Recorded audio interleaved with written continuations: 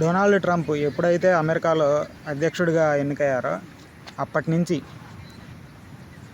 Tariffs అని ఏ రంగాన్ని వదిలిపెట్టట్లేదు. అది సినిమా రంగమైనా, వ్యాపార రంగమైనా, టూరిజం అయినా, లేకపోతే కంట్రీస్ వైజ్ ఉండేటువంటి విదేశాంగ విధానాలైనా, లేకపోతే ప్రోడక్ట్స్ ఉంటాయి కదా, వాటిని వాళ్ళ దేశం యొక్క ప్రోడక్ట్స్ ఉంటాయి కదా, వాటిని వేరే దేశాలకి ఎవరైనా దిగుమతి చేసుకోవడానికి వ్యతిరేకిస్తే వాళ్ళ మీద వేసే టారిఫ్స్ అయినా దేన్ని వదలట్లే. సినిమా రంగం, మోడల్స్ ఎవరిని వదలట్లేదు. వాటిలో కొన్ని చెప్పుకుందాం. వాటిలో ఒకటి వచ్చేసరికి ఫిల్మ్ ఇండస్ట్రీ గురించి. అంటే హాలీవుడ్ అనే ఒక ఇండస్ట్రీ అంట చచ్చిపోవడానికి దగ్గరలో ఉందంట, డెడ్ ఎండ్లో ఉందంట. ఆయన ఈ వాక్యలు ఎందుకన్నారంటే, హాలీవుడ్ వాళ్ళు పెద్ద పెద్ద మీడియా సంస్థలు ఉంటాయి, ఫాక్స్ అని రకరకాలు ఉన్నాయి, ఫాక్స్ మీడియా అని ఒకటి ఉంటుంది, అట్లాగా రకరకాలుగా ఉంటాయి. వాటిలో పెద్ద పెద్ద స్టూడియోస్ అంతా వాళ్ళ సినిమాలని అమెరికాలో కాకుండా వేరే దేశాల్లో వెళ్ళి తీస్తూ ఉంటాయి. ఎందుకంటే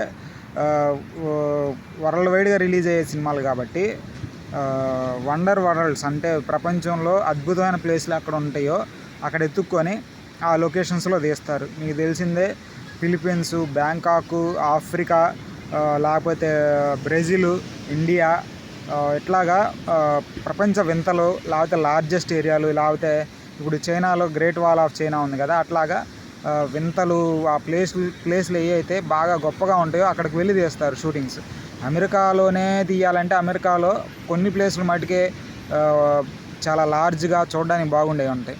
ఒకవేళ ఉన్న ఆ దేశంలో ఉండేటువంటి ప్రజలు ఏంటంటే ఆల్రెడీ వాటిని చూసి ఉండటం, లేకపోతే వాటి మీద ఆ ప్లేస్ మీద వాళ్ళకు ఒక అవగాహన ఉండిద్ది. అందుకని ఏం చేస్తారంటే హాలీవుడ్ ఫిల్మ్ మేకర్స్ వరల్డ్ వైడ్గా వెళ్ళిపోయేసి ఒక గ్రాండ్ ఇయర్ కోసం ఏం చేస్తారంటే రకరకాలుగా ప్రపంచంలో మారుమూల ప్రదేశాలకు కూడా వెళ్ళి దాంట్లో షూటింగ్లు తీసుకొని వాటిని హాలీవుడ్లో మామూలుగా రిప్రజెంట్ చేస్తూ ఉంటారు హాలీవుడ్ మూవీస్లో. ఎందుకంటే ప్రపంచవ్యాప్తంగా వాళ్ళ సినిమాలు రిలీజ్ అవుతూ ఉంటాయి, అదేవిధంగా గ్రాండ్ ఇయర్ లుక్ వస్తుందని. కాకపోతే ఇక్కడ ఏమవుతుందంటే, ట్రంప్ తెచ్చిన కొత్త నిబంధన ఏంటంటే, హాలీవుడ్ నిర్మాణ సంస్థలు కానీ సినిమాలు కానీ ఏవైనా కానంట అమెరికాలోనే చిత్రీకరించబడాలంట. అలా చిత్రీకరిస్తేనే, లేకపోతే 100% టారిఫ్స్ వేస్తారంట వాళ్ళ సినిమాల మీద. అదేవిధంగా వేరే దేశ సినిమాలు వచ్చేసరికి అమెరికాలో రిలీజ్ అయ్యి హాలీవుడ్ సినిమాలకి పోటీగా వచ్చేసి వాళ్ళ కలెక్షన్స్ అనేవి తగ్గిస్తూ ఉందంట. అది కాదు మెయిన్. మామూలుగా ఏంటంటే వేరే లాంగ్వేజెస్ సినిమాలు, చైనీస్ సినిమాలు, ఇండియన్ సినిమాలు అమెరికన్ మార్కెట్ని కొల్లగొడతా ఉన్నాయి. ఆ ఎదుగుదలను కూడా ఆయన ఆపాలనేది ఆయన ప్రయత్నం. ఆపడం ఒకటే కాకుండా వాళ్ళు చెప్పిన కండిషన్స్కి వీళ్ళు తలొగ్గుండాలి.